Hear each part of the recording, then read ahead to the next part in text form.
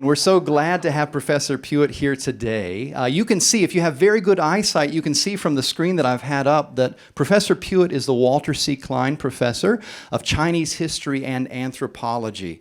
And he has several interests, some of which he'll be sharing with you today in areas of religion and philosophy from a Chinese perspective. And I've already had the privilege of hearing Professor Pewitt speak the other night on music, and it was fantastic. And I'm very excited to be here again today so that I can hear. And I know I've been building this up for you as well. I did put some of the works on the screen here. Maybe if we started to the right with To Become a God, Cosmology, Sacrifice, and Self-Divinization in Early China. This would be maybe a more academic treatment of some of these issues.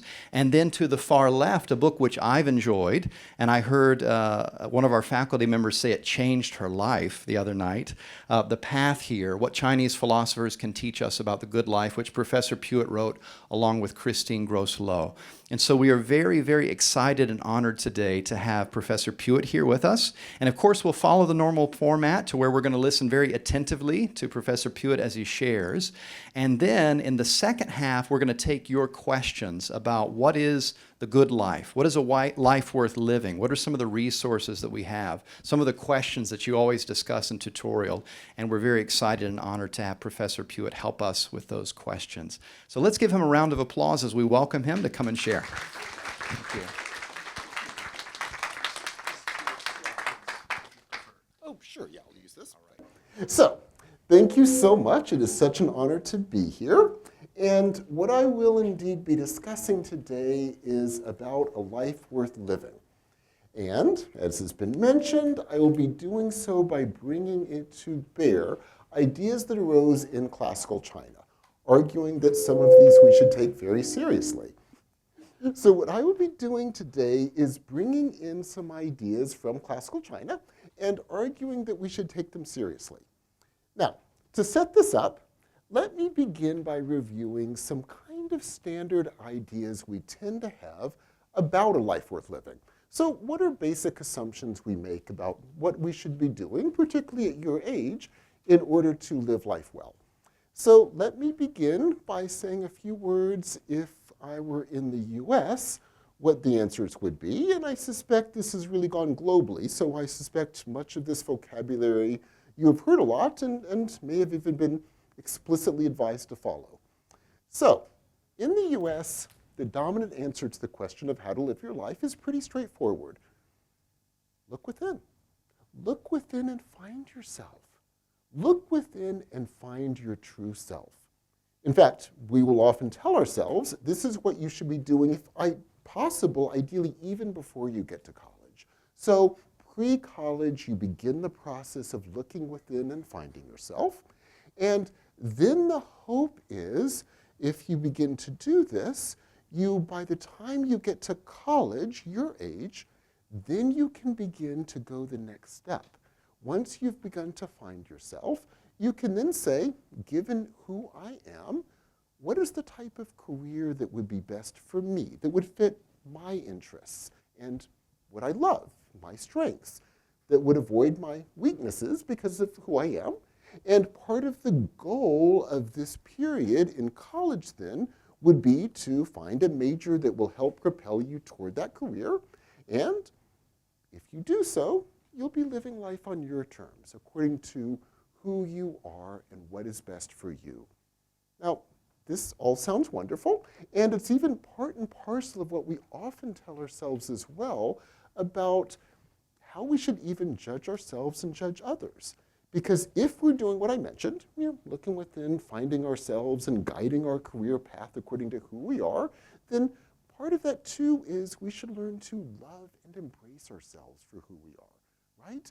Not just living our lives by who we are, by definition, but every day learning to love who you are, embrace who you are, love your strengths, I mean, that's a given, but love your weaknesses too. So yeah, I'm someone who's good at X, Y, and Z, but I'm not so good at A, B, and C, but that's okay because that's just me. That's who I am. And often we judge others by the same token. Like, okay, Herman threw a little temper tantrum yesterday, but that's just Herman.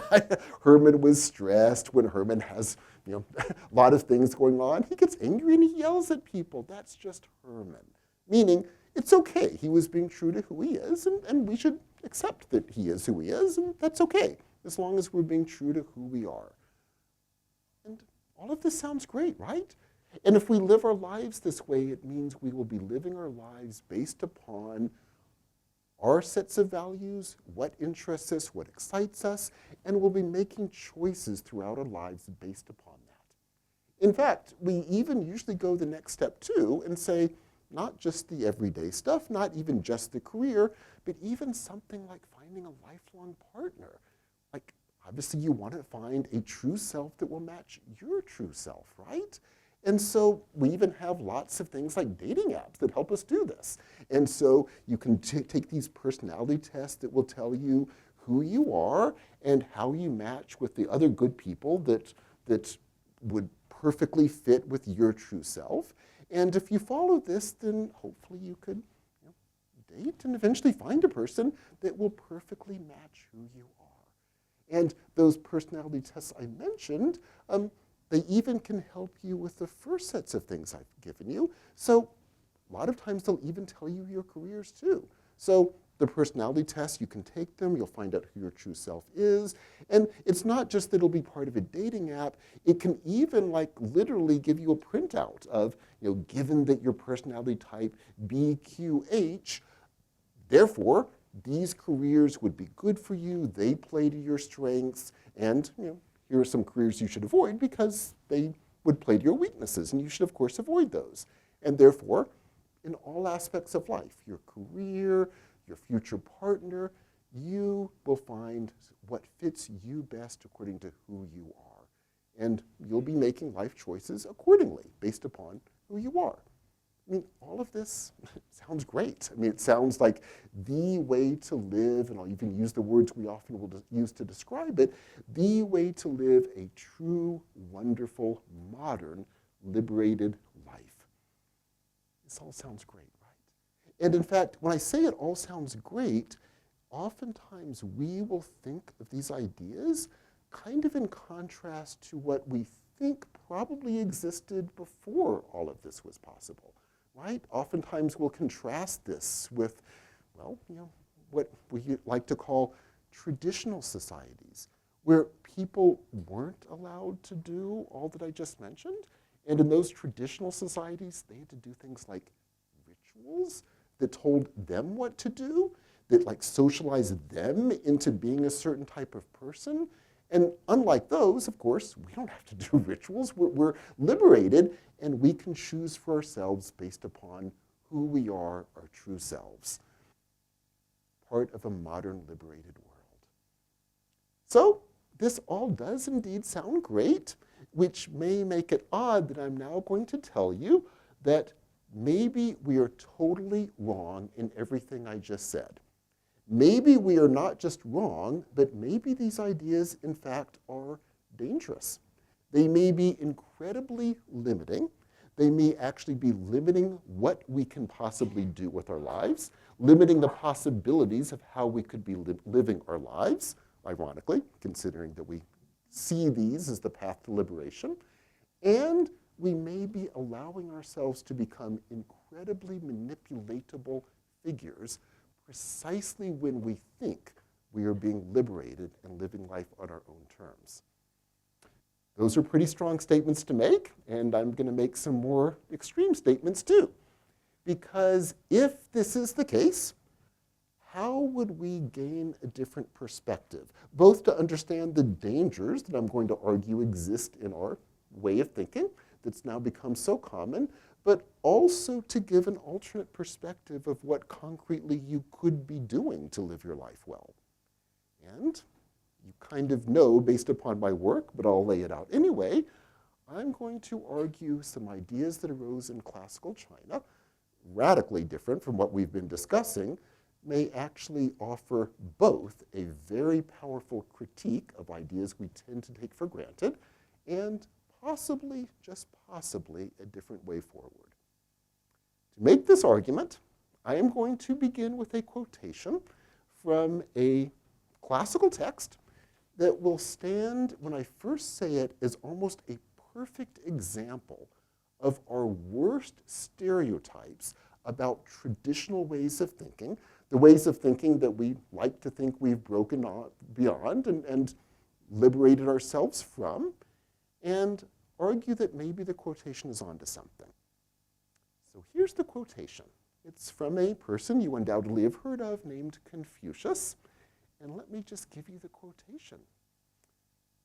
You, in order to become good, must conquer the self by submitting yourself to ritual.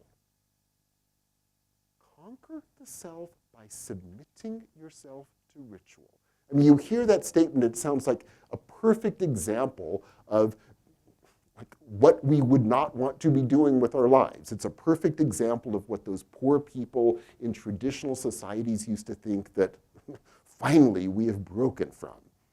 And I'm going to argue Confucius may be onto something profoundly right in this argument, and profoundly right in the sense that it will both challenge our assumptions, which it by definition would do, but even profoundly right in the sense that it might offer us an important vision going forward. So, to make this argument, let me begin by taking you through that sentence, piece by piece. Conquering the self, then submitting yourself to ritual, and then, somehow because of this, becoming good. So let's start with that first statement. Conquer the self. Why would we want to conquer the self? I mean, why not, again, look within and be true to ourselves and embrace and love this self that we have? So let's take apart the notion of the self that arose in classical China that underlies a statement like this. So in classical China, in the tradition we're discussing, do you, at the time of birth, have some true self lurking in there that you need to keep looking within and finding and then following for the rest of your life? No, you absolutely do not. Let me tell you what you are. You're a mess. You are a mess. You are a mess of different energies called qi in the classical tradition, a bunch of energies, emotions, these desires, faculties, the fact that we can see and hear, we have eyes and ears, we have these weird organs like a mind heart that allows us to think sometimes. We're just a mess of stuff. That's what we are. And by the way, we're all equally messes of stuff. We're just bunches of messes. That's what we are as human beings. And then these messes, we'll just call them humans, get born into the world. And they do what all things in the world do. They start interacting with other things. And let me explain what happens when these messes that are humans start interacting with other things. So I'll just give an example. You're a mess, you're a baby mess at this stage in your life, and you're lying there in your crib, and someone walks in and smiles at you. And you feel happy. Meaning, in this way of thinking, that smile drags out from you the energy of happiness. You're happy. Great. Then someone else walks into the room and yells at you. You're angry. In this way of thinking, that yelling drags out from you an energy of anger. So far, so good, and you're getting a sense, however, immediately of one of the dangers of humans. If we're a mess of stuff, what tends to happen to us is we're completely passive in the world, simply being taken and grabbed by immediate things around us, usually other human beings, and we become happy, sad, angry, based simply upon the randomness of things that happen to us. Danger number one is we are passive in the world. Danger number two, however, is the bigger one. Because very soon, we stop responding to actual things out there, and we start responding by rote patterns. Let me return to my example. So that person walks in and smiles, and you're happy, right? Because the qi of happiness has been dragged out from you. Someone else walks into the room, and for whatever reason, that reminds you of the previous person who walked in and smiled. So equally, your chi of happiness is dragged out, and you feel happy. Someone else walks in again and yells at you. Chi of anger is dragged out, as we noticed, but then a second person walks in, and there too, it reminds you of that person who just yelled at you, meaning the chi of anger again gets dragged out. But the person did nothing that would have warranted your anger. You're not responding to what the person did, you're responding by rote pattern. And you're still a child. And this increasingly is what you start doing. You start responding to the world not based upon what really happens, like at least in the first example, someone was smiling and someone was yelling. Very soon, we're having those same emotions being drawn out, and yet no one is doing anything that would necessarily require our becoming angry. You're responding by rote. It's not just our emotions, it's everything. Those ways of responding to the world slowly come to dominate how we act around others, how we feel things around others, what we see, and most importantly, don't see when we walk down a street. They become a basic mode of being that completely defines how we interact, what our relationships are like, what our friendships are like, everything we do. And then the years go by. And as the years continue, those rote patterns become so embedded in us, it comes to define everything we do. So much so that we might foolishly begin to call some of these our personality. If we were really, really, really going to do something intensely dangerous, we might even call them our true self. We might even think, oh yeah, the fact that I happen to get angry in stressful situations is just part of me, and I should love it and embrace it. What if we're really saying to ourselves, I've fallen into a bunch of patterns from a very young age that have so defined me, I'm now going to go the next step and call them my true self and devote my life to trying to do nothing but love and embrace a bunch of patterns, define my life by those patterns, choose a career based on those patterns, choose a life partner based on those patterns, and never, ever, ever change the patterns because I claim those are my true self. That's the world we're potentially living in. Now, let me here stop for a moment and ask the obvious question. Is the human condition really that bleak? Like, is this really true? Are we really like this? Well, let me give you some examples to imply that, yeah, maybe this is a really good description of what we're like, despite what we'd like to think about ourselves. So let me just begin with a little example. I'm sure this doesn't hold for anyone in this audience, but maybe you have a friend this might be true of. Do you happen to have a friend who has the exact same horrible relationship over and over and over again, regardless of who they're dating? And as a friend, you see it play out every single time. They go out on a first date, things seem wonderful, it's great. They go out on a second date and immediately, oh, you know, that person is blah, blah, blah. And like, no, they're really not. And by the third date, it's already a disaster. Fourth date, total fight, total breakup, attacks over social media, it's a total disaster. And then they date the next person, and same thing. It makes no difference who they're dating. In other words, they're not relating to a different person each time. They're responding to that person by a rote pattern. Do you happen to know families in which you have patterns that have kind of played out over your friends' whole lives? Then if you happen to have older friends who can say, honestly, those patterns will play out for decades? And do you happen to have friends who could honestly say correctly, those patterns have been playing out not just for decades, but over the generations, over and over and over again? Again, I'm sure not true for any of you all, but maybe you have some friends this way. And if this is true, is it possible that this characterization is accurate? What we are just these patterned creatures that aren't really relating to each other. We're not really responding to each other. We're not really responding to the world around us.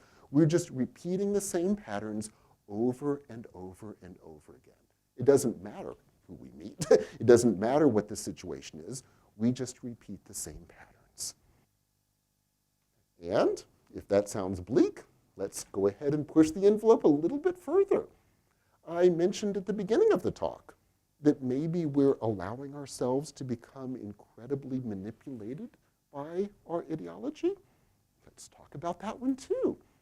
So if we're these patterned creatures, what would happen, for example, if, let's say, some organizations decided to trace our patterns?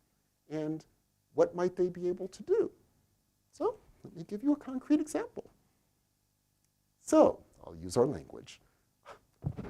I'm just the sort of person who likes minimalist things. I like minimalist housing where I live. I like minimalist clothing. And last week, I bought this watch. You may not be able to see it in the back, but it's a minimalist watch. It's just me. It just speaks to me. It's not fancy. It just has the hands that just go around and no fancy colors. And it's just me. And I chose to buy it because it's just me. I just felt it was me and I can wear it. It's just an example of who I am. It's my true self, and I chose to buy it because it matches who I am.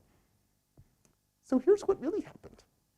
So I have a job, and I work pretty hard like all of us do, and around Friday at 5 p.m., my job is over, and I head into my office, the day is done, and I do what we all do. I turn on my computer, and I start going through the different websites.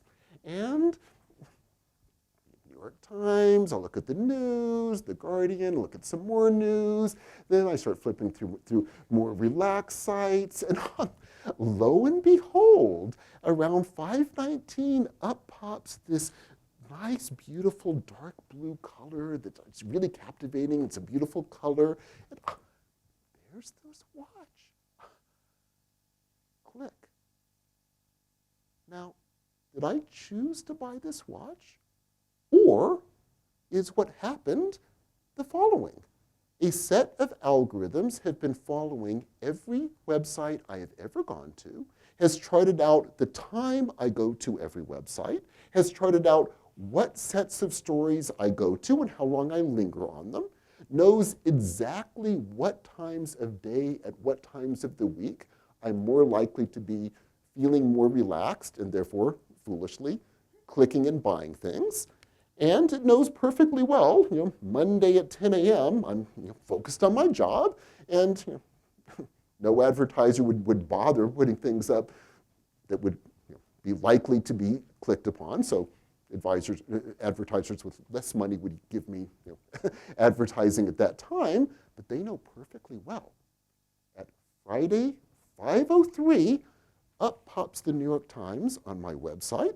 They know which stories to aim for to keep me captivated. They know exactly when I'm going to move to, just random examples, The Guardian at 5:11. They know what stories to keep me going as well. And they know as I'm getting more and more relaxed, kicking back more and more, 5:19 is the perfect moment. They also know my eyes tend to be pulled upward with a really vibrant color. So instead of something on this side of the screen, it's right here. Bam, 5:19, bright blue, a color I love, right there. And lo and behold, a watch that perfectly matches the style of a shirt I bought at, surprise, surprise, 5:19 the week before, which perfectly matches the pants, surprise, surprise, in the same style, 5:19, maybe I was being really radical, and 5:18 and a half.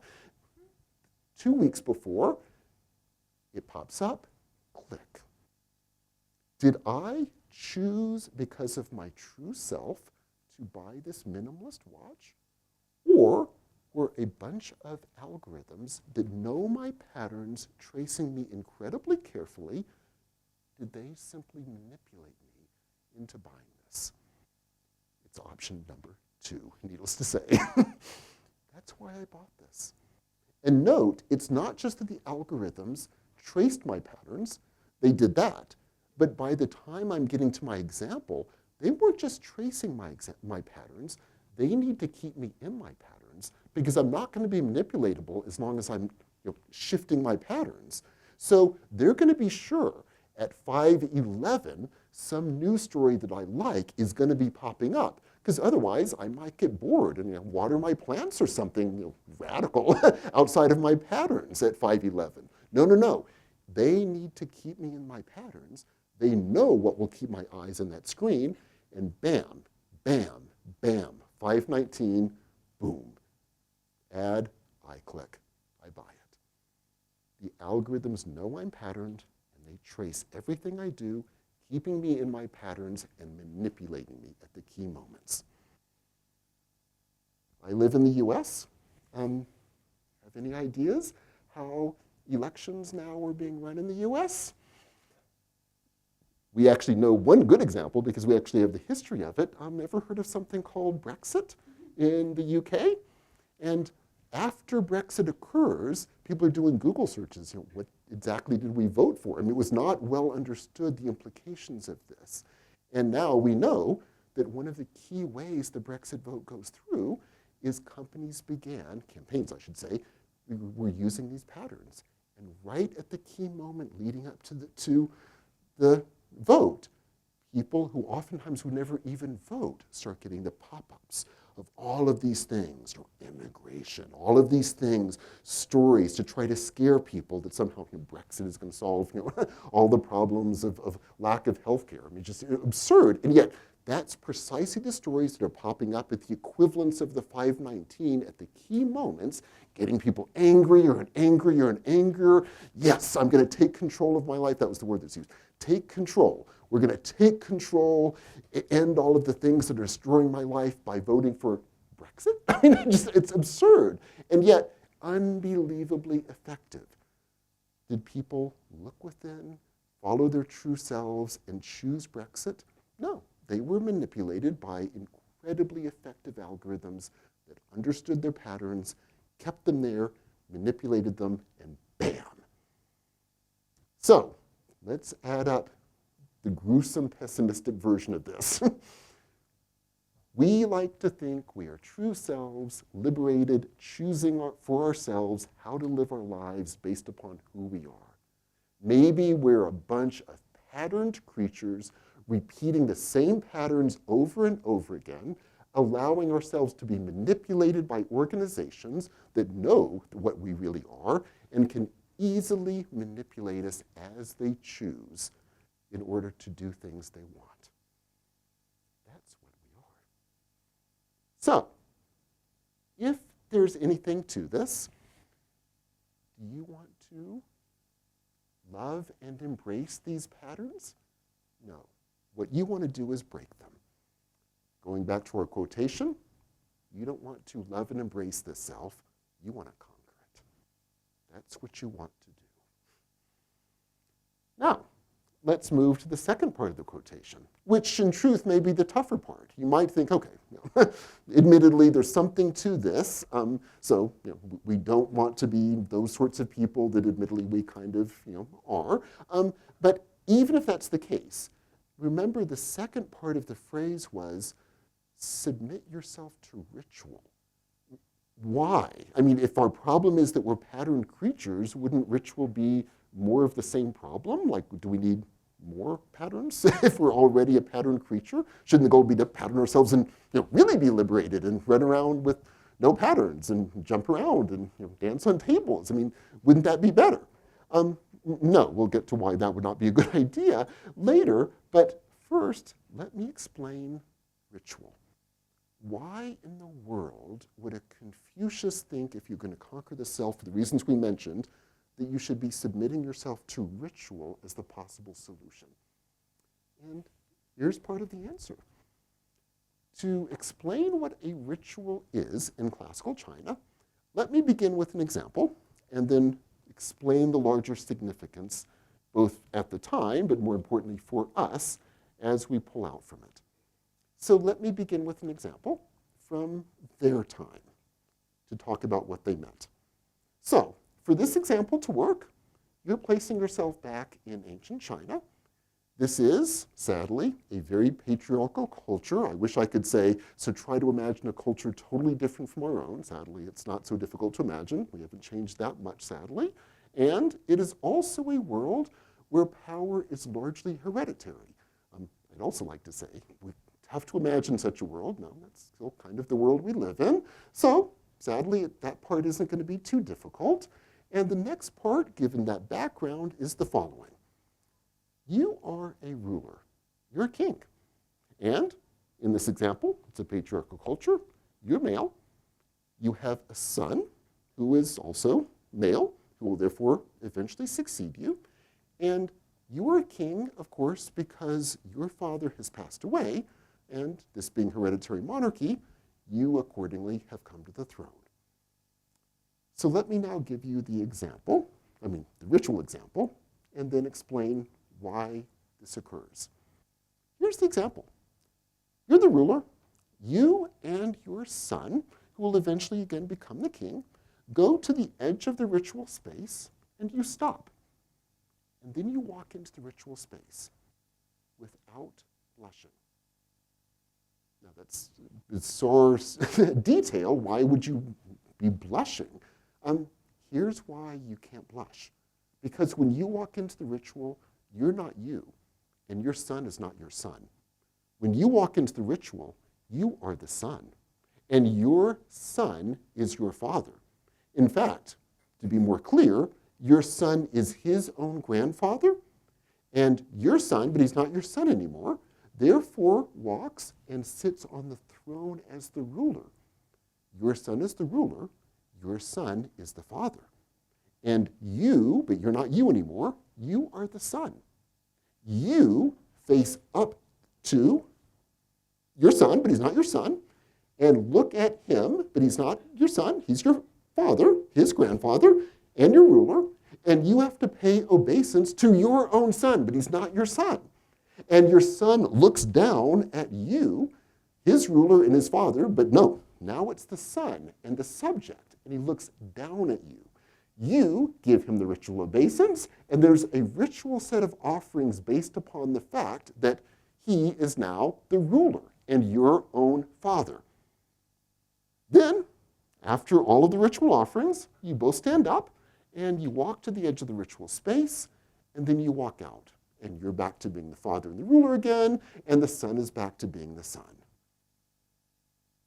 What is going on behind this ritual, and why is it significant? So let's say a few more words about what was really going on before you walked into that ritual space. So, you're the ruler. You're finally the ruler. Oh my gosh. Your father, God rest his soul, but oh my God, the man lived forever. You've been waiting to become king for so long, and the guy just keeps going and going and going. And you've been waiting in his shadow, and meanwhile, it's not just that you've been in his shadow, you know what he was like. Sure, he was great in a crowd, the people loved him, but he was a tyrant, he's a bad temper, you know what he was like. The man was a disaster. If the people knew what he was really like with his temper tantrums, his arrogance, oh my God, they would have hated the guy. And moreover, he wasn't even a good ruler. His ministers made every good decision, and yet no, everyone loved him. He was so great. And now, finally you can come into your own. You are finally the ruler.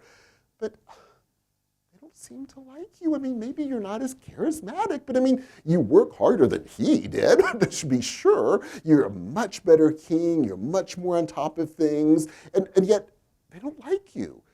But you know who they do like? Junior. Oh, little Junior. Oh, he's so cute. Oh, look at little Junior. Everyone loves Junior. So they loved your dad. They love little Junior. But I mean, oh my God, the guy's so lazy. He doesn't even study. He does absolutely nothing. And he's going to become a king? He's going to replace you? Why don't people respect you? You're the one who's hardworking. Welcome to a family. In other words, what is happening, and poor King Charles, if he were here, would I'm sure resonate with this very well. What is happening is a typical family situation. I mean, yes, in a patriarchal royal family, but I mean, we can relate to a lot of this. What is going on is a perfect set of generational issues in which all of the patterns that the grandfather and the father had are now being passed from the father to the son. And yes, it will go on for generation after generation after generation. And the sons will always feel they're being oppressed by a tyrannical father. The tyrannical father will always feel they're trying to help the poor son to become the kind of ruler they need to be, but actually secretly underlying it is all of this jealousy and anger. I mean, it's typical family dynamics. And there are all sorts of permutations, but we just call these things families. So how do you break this? Do you have a nice family sit down and talk through, okay, Junior, and what was things really like with Granddad? Of course not. I mean, you can do that, but I mean, that's not going to break these patterns. Patterns are so embedded in our emotional being that you don't talk through them and solve them because they're just part of who we are. So here's how you break it. You have the ritual. And note again what goes on in this ritual when you walk in without blushing. What is really going on is you're having this incredibly complicated role reversal in which everyone has to play not just a different part, but the part of the figure with whom they have the most complex set of tensions. And you play out with the role reversal the generational problems, but each in the opposite way. So you as the father, yes, you're the king.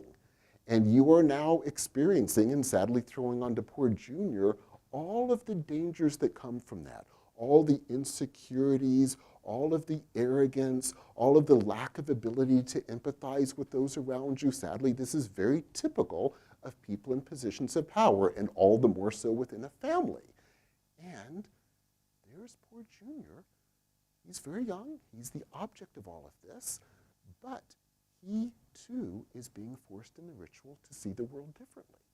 In your case, what that means is, at this moment of the arrogance of finally coming into your own and the insecurities of failing, you were forced to once again be in that subordinate position, once again looking at your father, except it's your son you're looking at. In other words, you are literally being forced to realize, bam, I'm replaying the same thing on him that I was playing out with my grandfather.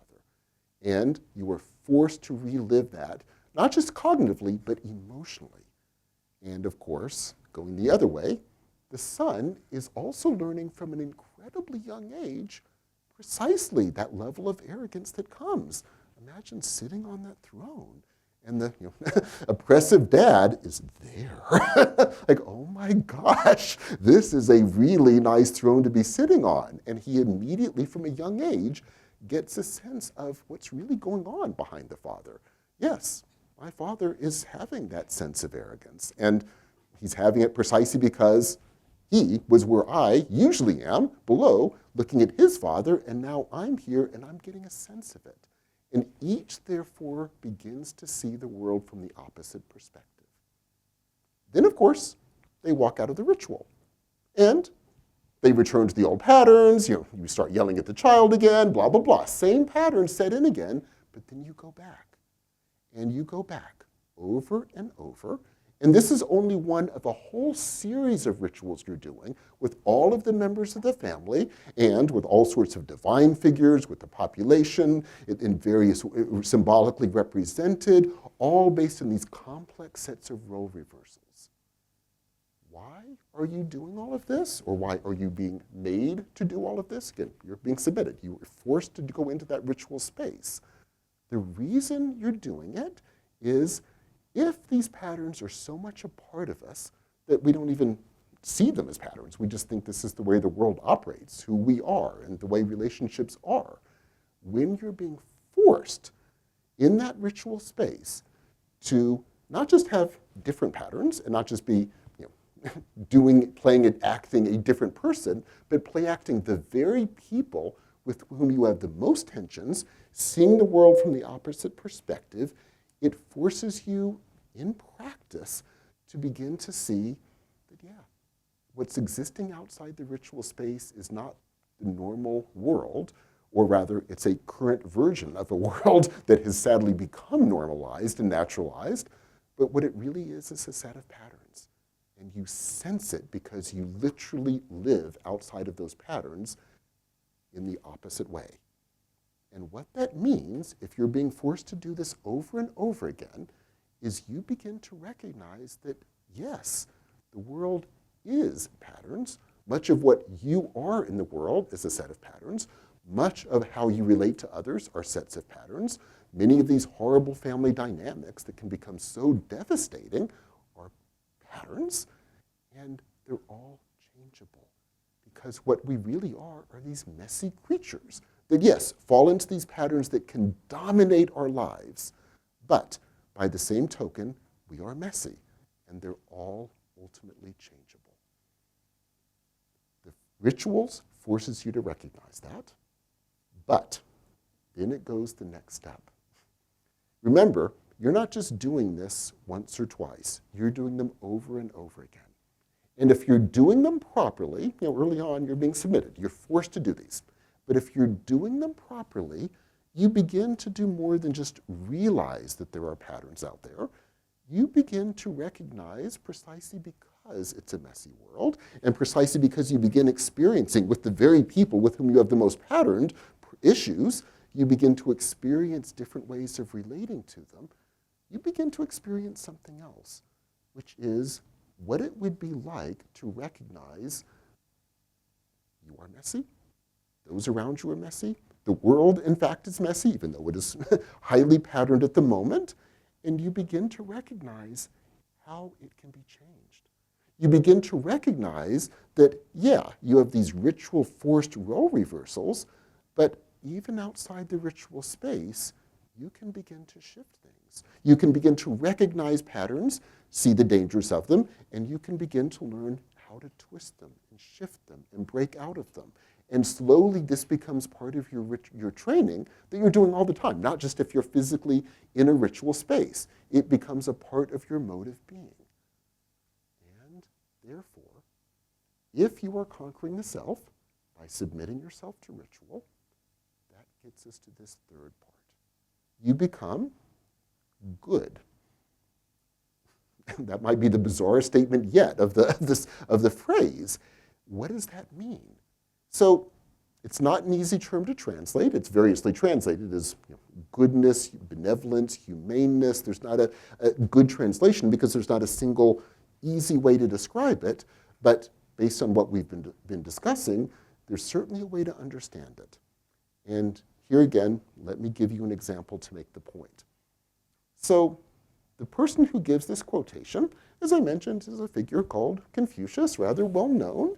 And this is one of the quotations given in a text called the Analects, which purports to be a text showing Confucius working with his disciples. And so that quotation is a statement he makes to one of his disciples. He's teaching them to become good people. That term we'll be coming back to. And after he dies, according to the way the text is read, these statements are supposedly the very words he spoke to them in situations written by people kind of trying to figure out what the vision was, because it obviously worked at some level. And in this portrait, where they're portraying Confucius as someone who has done what we've been mentioning, so he has spent his life performing rituals, training himself through rituals to become good, this amorphous term, how do they describe him? And let me just mention a word that pops up over and over again in their descriptions of what he's like. Joyous. Joyous. And let me add immediately, the character for joy is the same as the character for music. And at the risk of embarrassing him horribly, let me mention Daniel Chua has a forthcoming book on this topic that is brilliant. Sorry for embarrassing you horribly. And it's ripe for an incredible book because that really captures the meaning of joy in the Analects. He's joyous in the sense of imagine music understood as taking a world of disparate things and bringing them together in a way that resonates. Not bringing them together in a controlled sense, but bringing them together in the sense that the different sounds resonate with each other, and from this comes this incredible and ever-changing, because the sounds are ever-changing, beautiful form of music. And that's how he's described.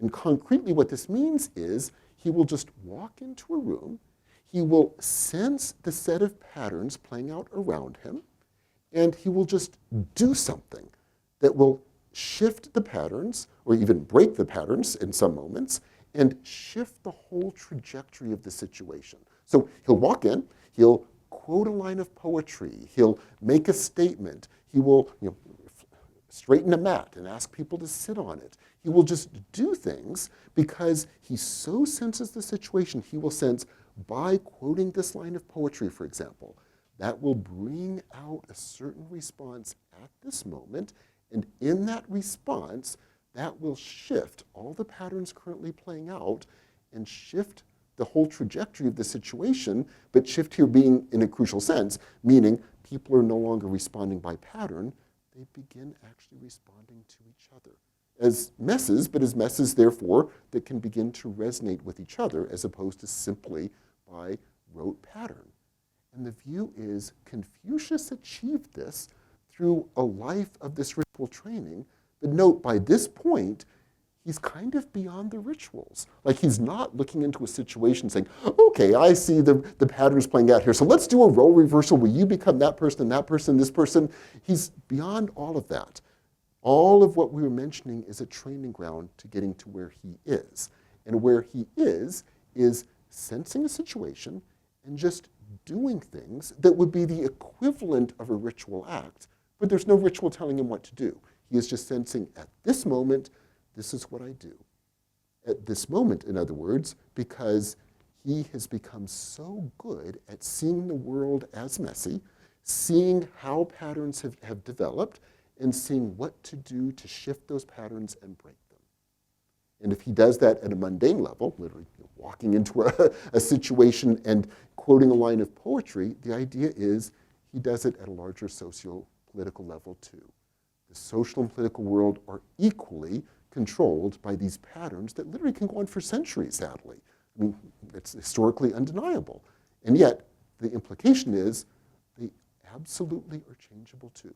They're not easy to change, but the training you're doing to be able to see mundane situations as changeable is the same training you're doing to be able to see these seemingly intractable socioeconomic problems as potentially changeable. And even more importantly, to sense what you can do to begin to actually alter them. So, let us add this up. Conquer the self by submitting yourself to ritual in order to become good.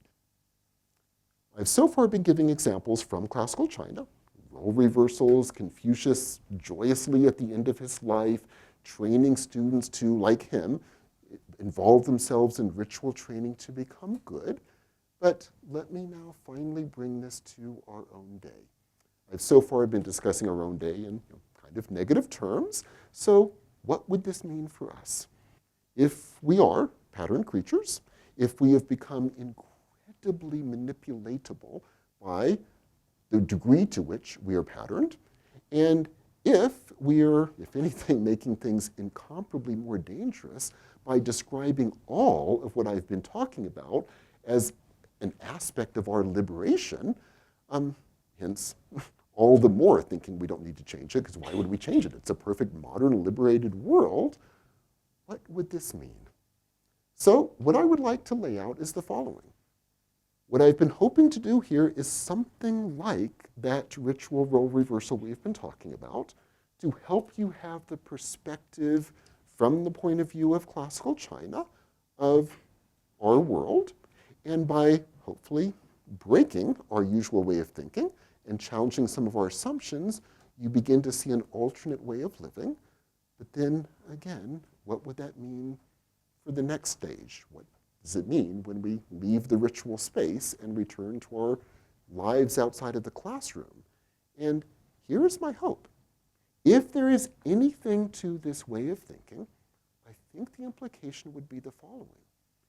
Instead of this vision of looking within and whatever you currently have as a personality set of traits being defined as a true self and designing your life around them and hoping to love and embrace this set of stuff that you think you currently are, what happens if you do the exact opposite? What happens if you realize most of what you think you are, maybe empirically what you currently are, but it's a bunch of patterns, and patterns are dangerous. Patterns are just endless repetitions. And what if when you're thinking, I'm good at X and I'm bad at Y, and that's part of my true self, so I should aim my activities and certainly my career at what I'm good at, maybe that's completely wrong. You may be accurate in terms of what you think you're good at, but that's irrelevant in terms of what you can become. And what if you think, on the contrary, instead of a vision of looking within and finding the self and loving and embracing whatever that thing is you think is you, what if you're thinking, no, I will see my life as endless training, endless, it does not end, but endless training over the course of a life of opening up possibilities that I never realized existed precisely by training myself. At the beginning, at the most mundane level, training myself to physically see more of the world, training myself to see the complexity of situations, training myself to see the complexity of human interactions, training myself to see the patterns that I and those around me are stuck in, and training myself to work with them. Again, at a very mundane level, like literally, like when you walk to school at the beginning, you're training yourself to see more of your walk. In relationships with friends, you're training yourself to see the patterns and begin working around them. And from that comes the kind of work that also allows you to train yourself in different ways of being in the world, different skills. Out of this comes possibilities for activities and, yes, eventually even careers that would go beyond anything you're imagining. It would mean the possibility of true relationships that would be based upon, well, relating to people, not just relating by pattern. And yes, creating the possibility of becoming the sort of person that could truly alter the world we're living in.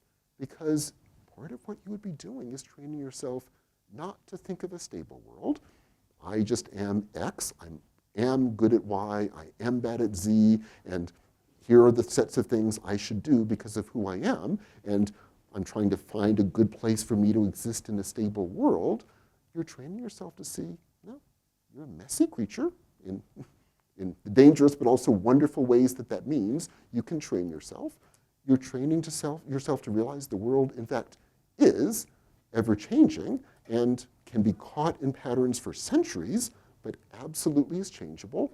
And you're training yourself to be able to sense how to work with the world at the mundane and larger level. And if that is the goal that you're training yourself to do, then going back to the Analects, that is the curriculum that is being described to us of Confucius working with his disciples. That, for him, is what education is. It is a vision of constantly training yourself, and you begin now in that process, and you don't end in 4 years. You continue it, but it just becomes better and better because you sense more of how the training is operating. You become better at doing it. You become better at working with the world. And where will this take you? I have no idea, but I can tell you this. It will take you in directions that go far beyond what you could even imagine right now with our current ideology of embracing and loving what you think you already are. In short, it is an incredibly powerful vision, challenges a lot of our assumptions about the self, but hopefully in a wonderful way, and gives you an incredibly practical vision of what it would mean going forward for a life of training that would open up possibilities for yourself, your relationships, and even the degree to which you can alter the world we are living in extraordinary ways. So yes, I think these ideas from 2,000 years ago from a so-called traditional society are not only right, but among other things, they should help break down our vision of what a traditional world was in contrast to a modern world and make us realize people have been dealing with the question of how to live a good life for as long as we know humans have existed on this planet. And if we open ourselves up to some of the extraordinary ideas that have arisen, it is amazing the degree to which they can challenge our own assumptions and open up possibilities we otherwise never, ever could have seen. Thank you so much.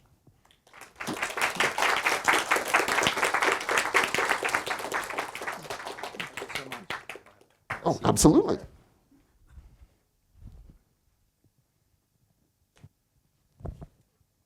Thank you again so much, Professor Pewitt, for that wonderful presentation.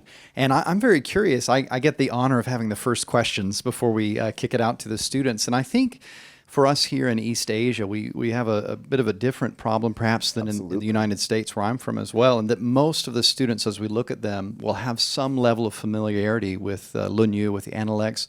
But what's so exciting about what you shared was you really gave us a wonderful understanding and vision of this element that's probably neglected with the rites and the rituals. So I really appreciate that. But then as well, for most of the students, even though they may be familiar with the Analects and some of the moral aphorisms and sayings, for us in society today, now that we don't have these literal rites and rituals, are there really anything that you would suggest that might come close to that? Any imitations or any practices that the students might be able to pursue that would be similar to that? Absolutely. So it is absolutely true. We don't do role reversal rituals, and it is certainly true if you have, again, yourselves not included, if you have friends with tough family dynamics, you probably would not want to recommend your friends to go home and say, hey, let's try a role reversal ritual. I mean, because they only work, obviously, if you do them over and over again and people are really invested. So we don't have rituals like this, which underlines your question. What can we do? And what I would say is you're trying to live up to the philosophy and the theory of what a ritual is, even though by definition we don't have the rituals that they were talking about, or even rituals in that sense to any significant degree at all. But can you do the equivalent? So to begin with the obvious one of family dynamics, yes. So when you're dealing with tough family dynamics, or your friend's tough family dynamics, you're trying to do the equivalence of this. So you've got what you perceive to be a domineering parent wishing the best for you, but wishing the best for you because they think they know best and telling you, you must do this, you must do that, and you're constantly in the role of trying to sort of either push against it or act like you're following it while secretly not following it, and it creates these dangerous dynamics. I mean, again, typical family. How do you break that? If there's no role reversal, you kind of do the same, by which I mean the following. You try to self-consciously play out different roles without even saying that's exactly what you're doing. So to that parent saying, Michael, you should just do the following. And in that role, your parent has gotten into the mode of thinking, oh, Michael is such a disaster, I need to tell him what to do all the time. And Michael's going, no, I'm not going to do that. And that's the pattern that will play out for decades. So what can I do? I shift the relationship. So for example, right in the midst of that, Michael, you must do this. And I say, but by the way, I'm sorry, I really actually am kind of going through a problem right now in my life. So here's what I'm going through. Do you have some advice as to what I should do? And it's immediately you're using a tone of voice that you would probably never use with that domineering parent, that you perceive to be domineering. That's not the way the parent would perceive it. It's a different tone of voice. You're de facto asking them to take on a role instead of like, you do this. It's like, can you be the helpful friend in a certain sense? The helpful friend who has lived life longer than I have, who empathizes with what I'm going through because you probably have had tough times too. And how would you navigate this situation? And you'll notice, you even do that the first time, you will notice that parent will begin to take on a different tone, will indeed start offering some advice. Then we'll quickly slide back into that, blah, blah, it's your fault, Michael, blah, blah, blah. But then you do it again. And you keep playing with that. You keep sort of shifting tones, calling on them to take on different roles. Sometimes one of these will fail miserably, but then you try it a different way, and you will find within literally a few weeks, what seems to be a pattern that's dominated for 2 decades begins to shift a little bit. And then you keep doing it, and you keep doing it, and you begin to see what's working and what isn't working, but that's helpful to know too.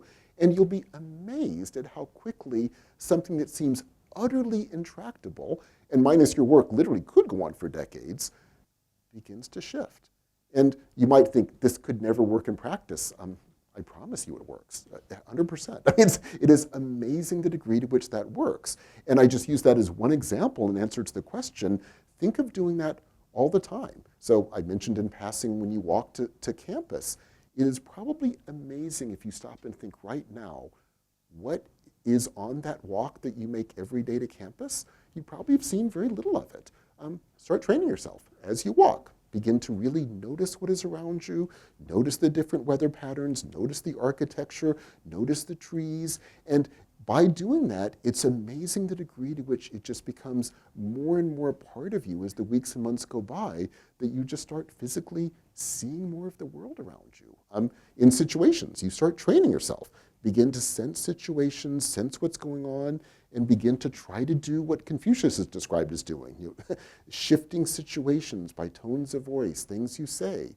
And again, it's amazing the degree to which this really works. I mean, what seems to be these intractable patterns are, in fact, incredibly malleable. So you're doing the equivalence of what a Confucius would call a ritual, even though we don't have those sorts of rituals. We don't literally have role reversal rituals, but you're kind of doing the equivalent in the way you're training yourself and working with those around you.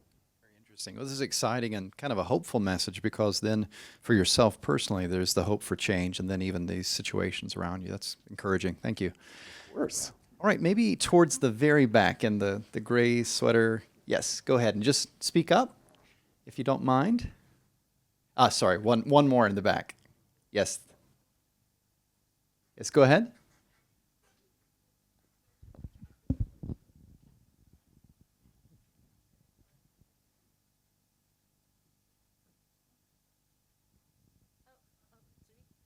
Okay. So I'd like to ask whether it's the result of the shifting of patterns that brings joy, or the acts that you are trying to change that brings the joy to you. Yes, thank you. Yeah, thank you. And I would say the joy comes when you begin really, and I'll stick with the analogy, when you begin resonating with people, right? And so the shift of perspective won't immediately bring the joy, although it might bring a thrill if you're that, the child suddenly sitting on the throne.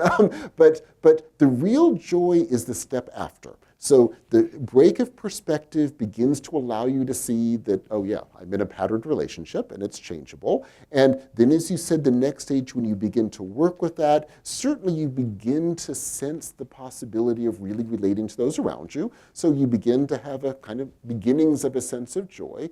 But the real joy is once you've really started doing this for a bit and you really begin connecting, and I'll stick with the analogy again, resonating with people. And joy is a pretty accurate description of this. I mean, it's this just intense feeling of connection. And you'll be amazed when you begin to sense it, because you might think, okay, I'm interacting with people all the time. That's kind of my life. It's amazing the degree to which we're really not interacting with people, even though we're around them all the time. And when you are interacting with people, it is this intense connection and this intense joy. And let me just continue by even taking it the next level. A later thinker after Confucius, his name is Zhuangzi, will say Confucius was right about all of this, but he didn't take joy far enough. And Zhuangzi's argument against Confucius is to say, well, Confucius is so focused on the human realm that he didn't take us out of one of our biggest dangers as humans, which is that we're very anthropocentric. We see everything from a human perspective. And so Zhuangzi will say, well, do the same kind of work that Confucius is doing, but do it with everything. So he will write a book in which we, as we read, we take on the perspective of a bird, a frog, a turtle. And the move here is to say, you're trying to slowly gain the sense of connection with everything in the cosmos. And here, too, the word Zhuangzi will use is joy, but he's saying, look, it's even a greater joy than what Confucius is described as having, because imagine if you're doing this and really feeling a resonance, not just with other human beings, which is extraordinary, but imagine you start feeling a resonance with the rest of the world. I mean, literally, everything in the world, with all the plants and animals. And the reason I give that example is I think it really gives a sense of what joy here is. It's that sense of just resonating and working with absolutely everything.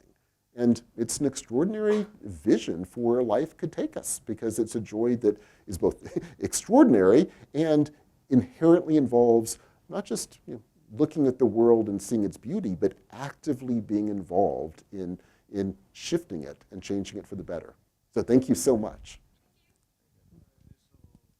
So do you think that maybe the ideas of like being your true self, like the Taoist, right, and about your own self, and Confucianism be a mix of both, mix of both thoughts in our daily life would be a good combination. While so in some parts, right, being able to self-discipline or acknowledge different roles in a society, right, that's the Confucianism enables us to look in new perspective, right, and be someone that we might not have think, but also able, after you're doing that, and able to follow something that you generally like. Would that be a viable option, right?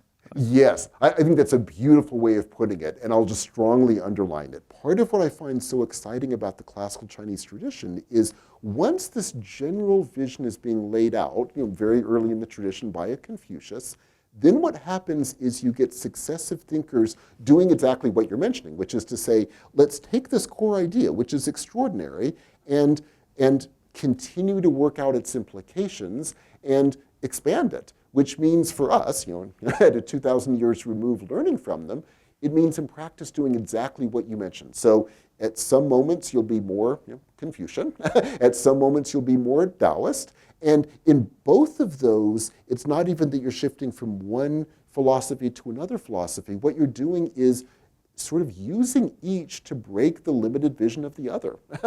At certain moments, one will be incredibly powerful. At certain moments, it can be limiting. And if you're trying to gain a better understanding of our relationship to the world around us, Zhuangzi is going to be a very powerful example. If you're trying to think concretely of how to rework a family dynamic, Confucius is going to be an incredibly helpful figure to think with. And so, yeah, you'll find over the course of not only even a lifetime, but even, frankly, a day, you become a little more, to stick with these examples, a little more Confucius and a little more Zhuangzi. And by doing that, you're not tying yourself to one single ideology. You're rather committing yourself to a vision that has many implications, some of them contradictory, but yet, for that reason, will have far more power in a certain situation than in another. So yeah, thank you so much. Thank you. Well, any other questions? If you'll hold your hand up, I'll try to reach you, and I'll ask a question as we're making the rounds with the mic. So just as you mentioned with Zhuangzi and Confucius in comparison, for the students, they'll probably be keen to know because they have to do assignments on the resources that traditions offer. So would there be a text, in addition to your own writings, that you would that you recommend to the students to say maybe perhaps a little bit of Zhuangzi here, a little bit of the Analects here? What would be a good entry point for them to begin to reassess their own understanding from the text? Absolutely. So what I recommend doing is reading the text themselves. So I would recommend, and if you know classical Chinese, that's great. If you don't know classical Chinese, there are now very, very good translations into both Mandarin and into English. And I would recommend working with them directly. So reading the Analects is an extraordinary experience. It's challenging, but in a very wonderful way, I think. Reading Zhuangzi, to stick with that example too, is also incredibly challenging. But boy, going back to the first question, it's a joyous read. I mean, you feel this level of just joyousness when you read it, as you just like, oh my gosh, now I'm a bird. Now it enacts the philosophy as you read it. And I would actually recommend reading those. Now, immediately you will correctly say, yeah, but that's not asking the question of how right now would I put into practice this philosophy. No, but by reading them and just getting a sense of the flavor of what they're talking about, you're putting yourself in a position to begin to do that in your own life. Like, what would it mean to be zhuangzi in this current moment? And by reading a lot of zhuangzi and just getting a feel for it, you'll be putting yourself in a position to begin to answer that. So yeah, I recommend reading the text themselves. They're amazing.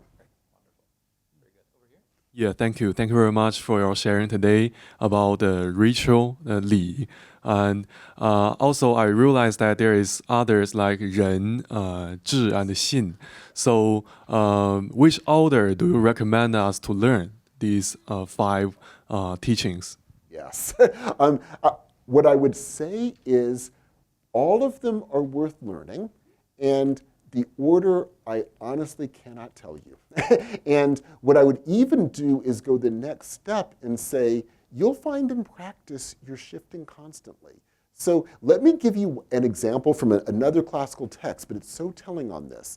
It's called, if any of you want to look it up, it's called The Five Conducts. It's an excavated text, but it has been now translated into, again, both Mandarin and English. And the way it will deal with this, it will actually mention all of the virtues you just mentioned, and it will say, think of these as different virtues you're trying to develop, and at any given moment, you'll need to be a little bit more humane, others moments a little more sort of cognitively focused. And each of these has its own dangers, because each of which won't necessarily play perfectly into the situation at hand. And so the argument will be, think of them as each constantly, or think of you as constantly bringing each into interaction with each other as you are living your life. And the sense is, you're kind of doing all of them, even though they'll take you in different directions, and yet by doing all of them, you're slowly gaining a sense of, in this situation, do I need a little bit more of X or a little bit more of Y? And which order you begin the training in, putting it that way, doesn't really matter, because over time you're learning all of them, and you'll find each will kind of play off against the others as you train yourself and as you get better at sensing situations. Should I be a little more X or a little more Y? So the answer is kind of all of them, but hopefully in a wonderful way, not in an absurdly impossible way. Yeah, thank you. Thank you for your presentation today. I really appreciate what you said about the false autonomy and sense of true self of the modern perspective. But referring back to what else you were saying, do you not think that the modern perspective has some value and can fit within the framework of you saying you don't have to switch and choose between Taoism or Confucianism, but there must be some value added to this new perspective? Yes, and the answer is I absolutely do. So once we've taken the perspective that we've been doing here, sort of doing the role reversal, and so taking the classical Chinese perspective on the current sort of, let's call it the modern vision of the true self, absolutely can we therefore not only critique that vision, as I've mainly been doing in this talk, but can we do what you're asking too, and see powers of that way of thinking if properly understood? And I would say absolutely. So what are the powers from this perspective, and what are the dangers from this perspective? The powers, I would say absolutely, is a vision of a true self gives you something that you can push against, but I'll use the classical Chinese terminology here, push against patterns, right? It allows you to see that, yes, there are patterns in the world, and you need something to kind of help push against those, and that's the power of the vision. Now, the danger, of course, would be if we fall into the dangers, which, as I've mentioned, I think we may all fall into, of thinking that true self is some pre-given stable thing, when in fact it may just be patterns we fall into. That, of course, is where it becomes dangerous, as we've seen. But as long as you're self-consciously not allowing that, in other words, you're self-consciously using that vision as kind of a push against existing patterns, then it can be extraordinarily powerful. Yes. So yeah, part of what's intriguing about this is once you're thinking in terms of these ideas, then things like a notion of a true self can become incredibly powerful if understood from this perspective. So yeah, thank you so much. Very good. Now we have a question on the far side. I appreciate Dr. Chong. Yes, thank you. Making the rounds. As we're deciding which question to take from the audience too, it seems like really in the traditions we've covered, and especially with some of these ideas you're presenting today, there's a big call for self-reflection. Yes. And self-awareness. Yes. So what role, as we're thinking about who we'll take next, what role would friends, I know we talked about the disciples of Confucius and teachers, what role do our relationships play in helping us to be self-reflective? Is it more of a personal journey, or can we do this in community and relationships? Yes, I would say, I almost want to say, you can only do it through relationships. Now, I don't want to quite go that far, but the reason I'm tempted to say that is if you were stuck on a desert island and it's just you, are there ritual things you could do to train yourself? The answer is absolutely. You absolutely would want to continue training yourself and not just be lying on the beach miserable. I mean, you'd want to be training yourself to work with the world to the extent to which you can. So yes, the training should happen anyway. However, to put it mildly, stuck on that desert island, that training would be pretty limited. The truth is, it's really in relationships that we forge, sadly, these horrible patterns, but it's also in relationships that we can become, hopefully, extraordinary human beings, precisely by how we relate to others and how we work with others, how we learn from others, how we can be helpful in helping others to grow too. And Confucius is going back to his portrait, he's always seen as someone who is constantly learning from those around him. He'll often say things like this, like anytime I'm with someone, I'm always learning something, because by definition, everyone has things to teach me if I am open to being so taught. And so the answer is yes. It's really, think of it as a life of relationships. And you are learning to work in those relationships, learn from those around you, hoping to build better, stronger relationships from which all of us will grow stronger.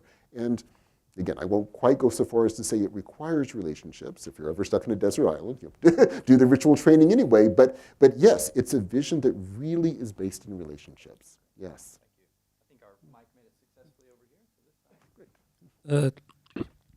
Thank you for the lecture. Excuse me, sorry. Absolutely.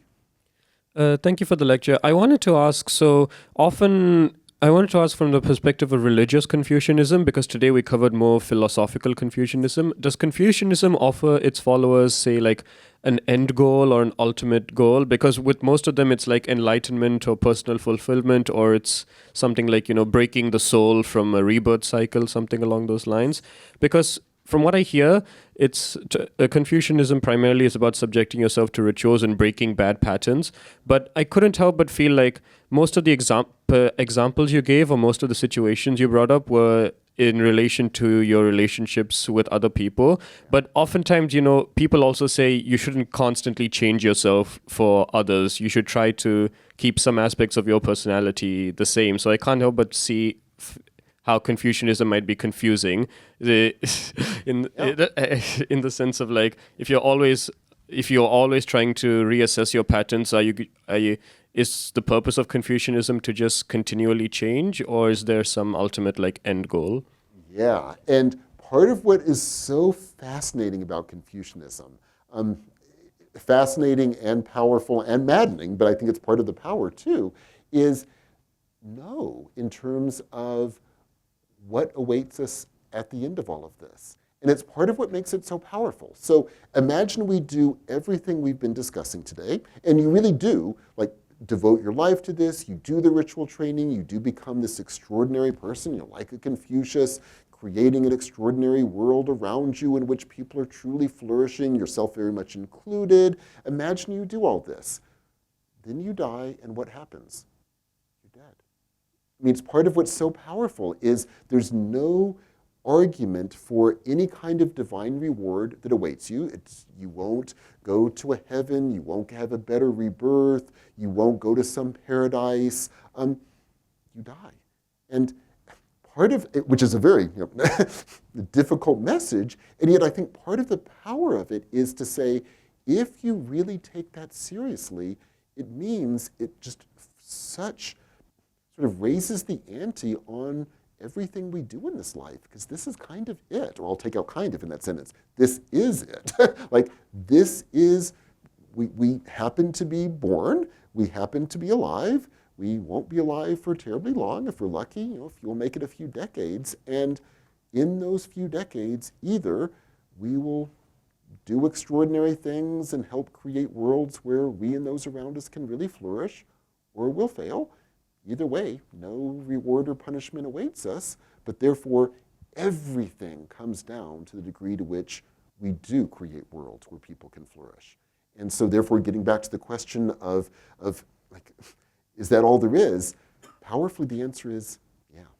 That really is all there is in this philosophy. Now, that doesn't contradict, you can also, of course, be a Christian and follow these ideas, because Christianity is not based upon a simple, if you become good, you go to heaven. So I don't mean to imply that only this religion gives this powerful sense, but in answer to the question, it will rule out anything like that.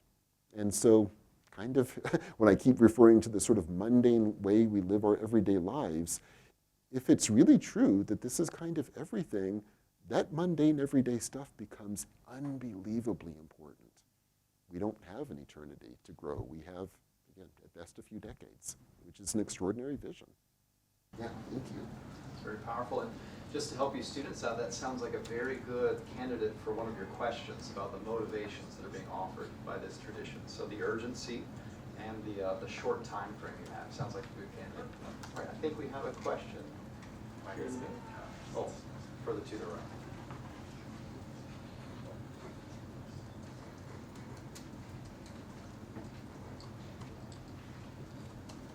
So thank you for sharing it. My question is quite straightforward. It's just that, like, based on Confucianism, there can be like different philosophies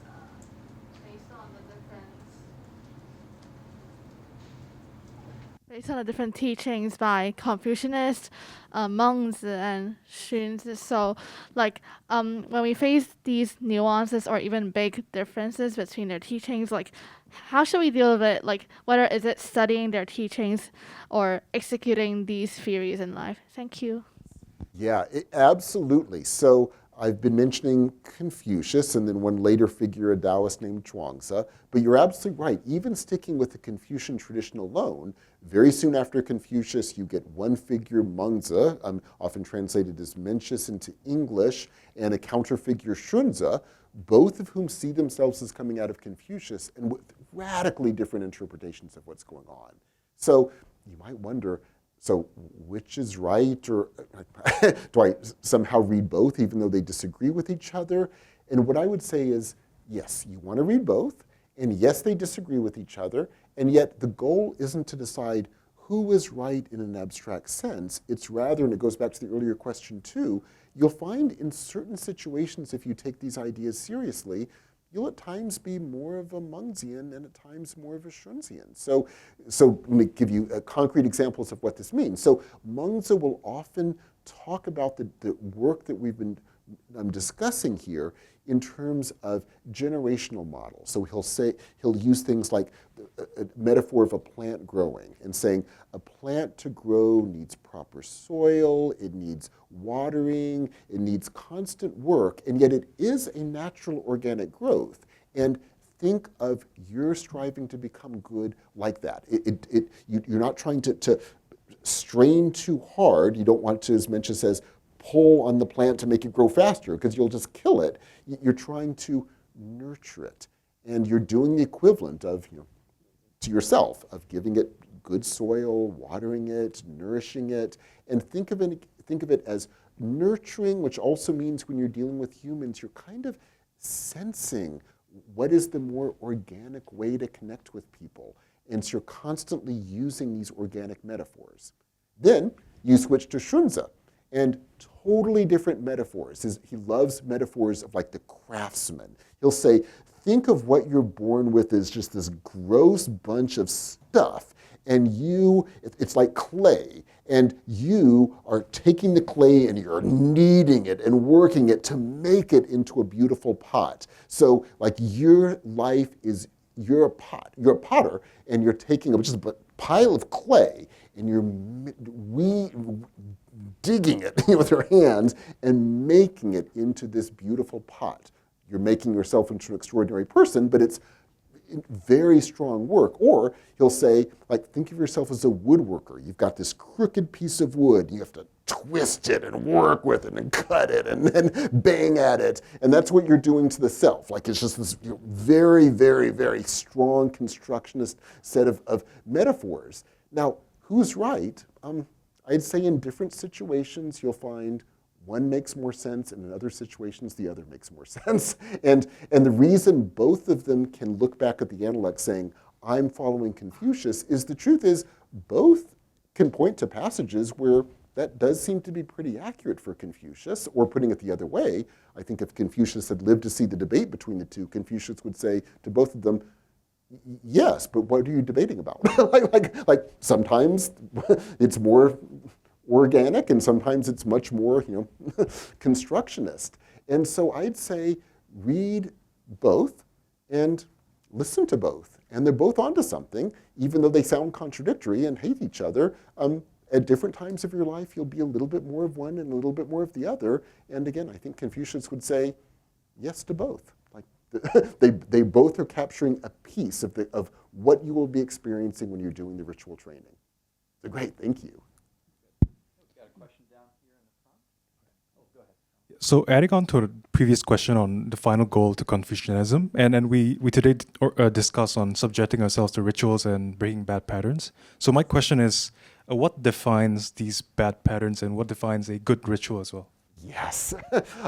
So first with patterns, we might very correctly think, well, I will actually say ultimately incorrectly, but we may correctly think at first that some patterns are good. So we should, of course, break bad patterns. For alcoholics, that's a bad pattern, and we clearly need to break a bad pattern. But some patterns are good. I personally tend to be kind of a workaholic, and it means I get lots of work done. So isn't that a good pattern? And the answer is no, because any pattern means that you're not really responding to the world. It means you are just acting by rote. And the danger, I'll stick with myself, the danger of being a workaholic is, I guess it helps you get more work done. I'm not even sure that's completely true. But the danger of being a workaholic is you become so focused on getting work done that you cease to see the world around you, you cease to build good relationships, which in the long run, by the way, probably hurts your productivity too. But I would also say that's not the most important issue. But even what I might think is a good pattern, boy, do I work hard every day, there's a danger. Precisely because it's a pattern. And so even though being an alcoholic is probably worse than being a workaholic, they're both patterns. And same with relationships. You might think in some relationships, okay, I'm not really relating to my partner very well, but the pattern isn't bad because it's working okay and we don't really talk to each other, but we make it through the day without too many fights. And so it's a good pattern in the sense that the relationship is surviving. There too, I'd say, no, it's a pattern. And in a pattern, you're not really relating to each other, and it's always going to be dangerous. In that example, always, if there's a pattern, there are going to be all sorts of emotions that are boiling up from the surface that are going to explode. They will, it's a fact. And even apart from that, it means you're not really relating to the person, which also means, which is inherently bad, it also means as times change, what seems to be a kind of workable pattern for now won't be at some point in the future, and then you'll have no ability to alter it because you can't relate to the person, because you ceased relating to them long ago. So I would say all patterns need to be broken. So even things that seem to be good. Now, when you do so, you may still, to stick with my example, you may still continue to work hard, but you're breaking the pattern of simply waking up saying, this is what I do today. You're breaking that pattern. And any time you are breaking a pattern and learning to work with the world better, that's always an improvement. It's also, by the way, going to be difficult. Like when you break patterns, we get very used to patterns. And when you begin to break them, it's difficult often. But difficult in an ultimately good way. If they're challenging, when we see people as messy, that can be kind of challenging, but good. It forces us to build better relationships. So all patterns, I think, need to be worked on and shifted and ultimately broken so that ideally your goal is to be a Confucius with no patterns. We won't succeed, but that's your goal. Now that underlines the second part of your question. Then what's a good ritual? I would say think of a good ritual as if ritual is a training to break patterns, then think of rituals as endless experimentation in training. In other words, what you're trying to do is break these patterns, learn to sense the world better, build better relationships, work with those around you better, and it's a kind of a practice by which, I mean, sometimes, to stick with an earlier example, when you're walking to campus, training yourself to see more of the world, you might find that super effective. It might become kind of a bit rote after a while, and you might need to do something else. Now, was that a bad ritual? Definitely not, but it may become an inadequate ritual at a certain point. Or you may try to do something that sort of shift a relationship with someone you're close to, say in a family dynamic, that doesn't work. Don't think of it as a bad ritual. It means you experimented. You tried this tone of voice and taking on this role, and that did not work. Fine, take a different shift. Use a different tone of voice. Try a different role. And so think of the ritual work as constant experimentation. Now, it's tougher because obviously if you live in a world that has the pre-given role reversals at a young age, that kind of jump starts it, and that's easier. We don't have that, so it's much more of an experimentation issue. And yet, it's still doable because it's a constant work of trying to undertake this process. So in practice, you'll find some rituals work better in a certain moment, but the goodness only kind of comes down to that. There are no inherently good rituals. It just, at certain moments, what seems to work better for the training exercise. Great, thank you so much.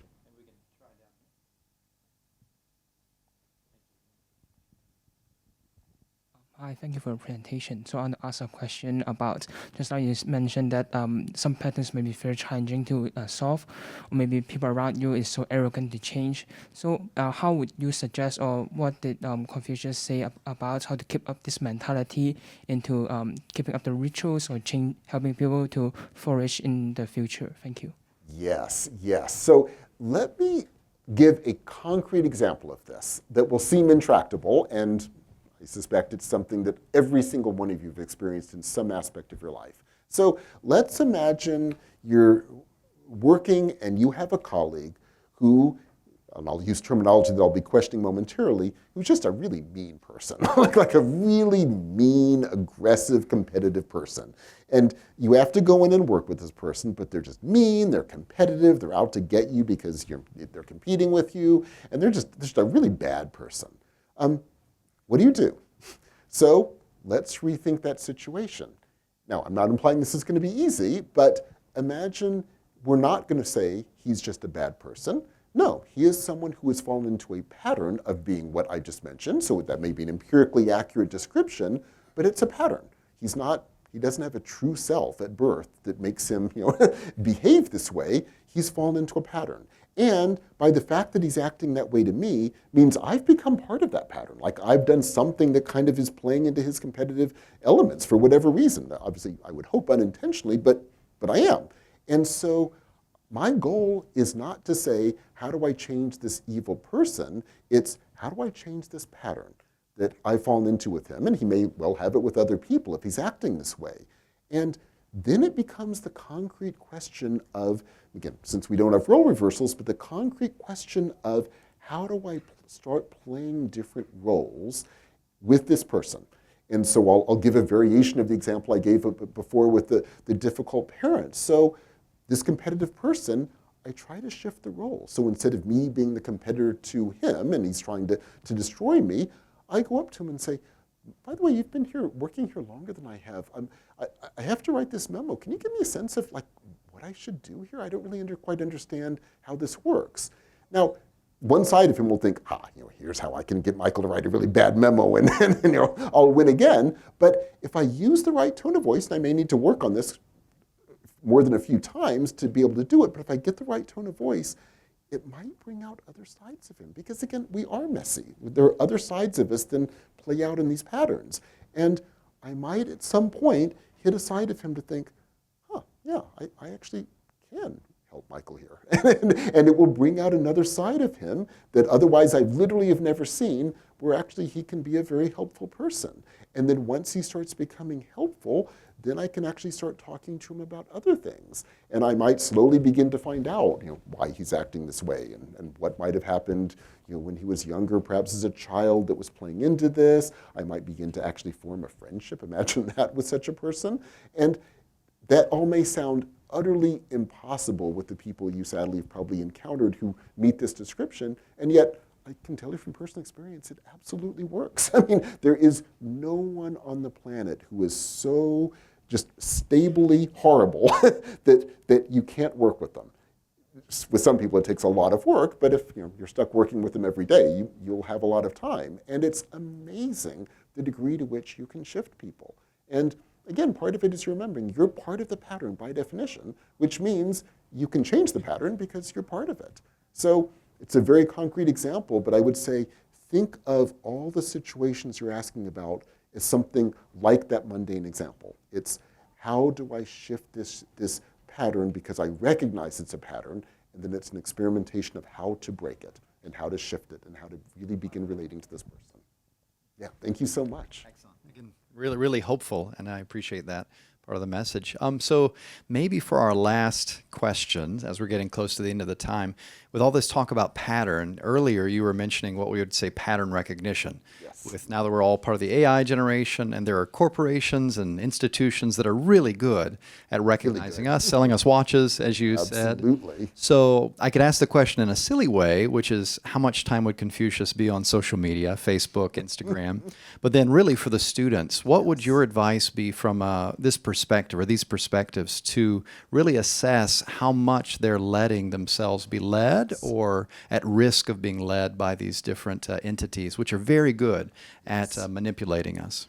Yes. So I would say begin with an understanding that in all likelihood, everyone in this room, myself very much included, is being horribly manipulated by social media in some of the direct ways I just mentioned, making us buy things that we don't really need. I mean, I guess I kind of need a watch, but actually I do have other watches, so in fact I don't need this watch. And in all sorts of political ways as well, but also in terms of just playing with our emotions in horrible ways. The way these social media worlds operate, it's all about keeping us online all the time, endlessly reacting to things, and the whole work of these companies is just to keep us going, get us in our patterns, keep us in our patterns, and manipulate us. Now, what is the solution? I would like to say, well, throw away your iPhone. That will solve it. That's easier said than done. I have an iPhone. I mean, they're kind of handy, and I find things around HKU by going on Google Maps. I mean, and I don't have a big social media presence, but I certainly look at various things on the social media world. So simply throwing away the iPhone is not the easy solution that it might sound, because the truth is, in practice, that's a very practically difficult thing to do. So that underlines the question, what do you do? And let me answer it from two different ways. So first of all, let me answer it in terms of what you could do if you were ever in a position to actually be working for one of these companies. Because some of you might. If any of you are doing computer science, you could be future people doing the equivalent of what the founders of Google and Facebook were doing a couple of decades ago. When we know their vision, what would your vision be? So what I would argue, far from saying, don't go into computer science because this is evil, what I'd say is the exact opposite. Go into computer science, really learn how to write codes, but take seriously some of these ideas. So instead of saying, how do we write algorithms that find people's patterns, keep them in there, and keep them in those patterns and manipulate them, can you imagine doing the exact opposite? So let me just give you a concrete example. So if you sign up for something like Spotify, which is one of the music apps, it will, of course, trace your patterns and basically give you the songs that fit your patterns because it knows, oh, Michael likes X, Y, and Z, and that's what you'll get over and over again. Imagine a future Spotify that would be written, and intentionally, you would advertise it as such, that would be intentionally not doing all of that. Now, I say not doing all of that because initially it would begin by learning your patterns. It would begin by learning, yes, Michael likes music types X, Y, and Z, but then the whole algorithm would work to kind of push those in different ways. So the whole working of the algorithm would be to say, okay, Michael likes rhythmic beats and he listens to the following sets of artists. Well, what happens if we push Michael a little bit to those rhythmic beats, say from a band coming out of West Africa? And I'll put one of those songs. And if that pulls him, what about pushing him a little bit more into a different direction? And the whole working of the algorithms would be not giving you random songs. It would be based on tracing patterns. That's how these algorithms operate. But the goal of it would be to kind of push you out of your patterns by learning what you currently like and then taking what you like and saying, if you like this, here's a whole other genre you never would have listened to, but try it. And if that seems to work a bit, then boom, it'll push you into this. And over the course of a few months, or let's imagine even a few years, you would be listening to this extraordinary range of music. Your sense of music would obviously be expanded dramatically, but as we know, it's not just what music you listen to. Music affects our lives. And imagine how differently you would be living your life if you had the equivalent of a future Spotify that worked this way. Now, you might plausibly wonder, could this ever, work as, say, a startup? I bet yes. I bet a ton of people would sign up for this stuff. I mean, if you've been on Spotify, Spotify gets really boring after a while because you get the same old type of songs over and over and over again.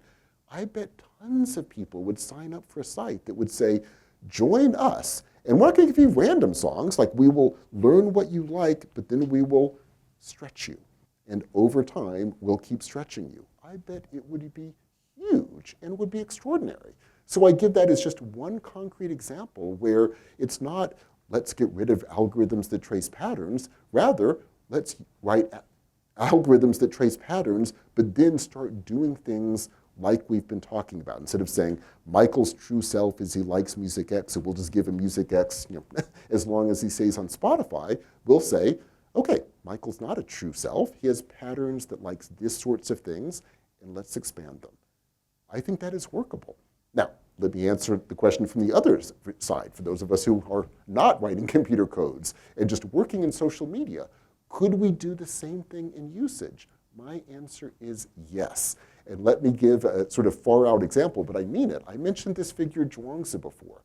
If you pluck Zhuangzi down right now, Zhuangzi is the one I mentioned who writes books in which we become a butterfly and a bird and a frog and a turtle. If you plopped Zhuangzi down right now and showed him the technology of the internet, I think Zhuangzi would say, oh my gosh, this is fantastic. Look at the things we could do with this. He would not say, turn off this internet, this is a terrible. He would say, what a great invention. This can allow us to do all sorts of things far beyond what I could do when I was carving characters onto bamboo strips. I mean, this is extraordinary.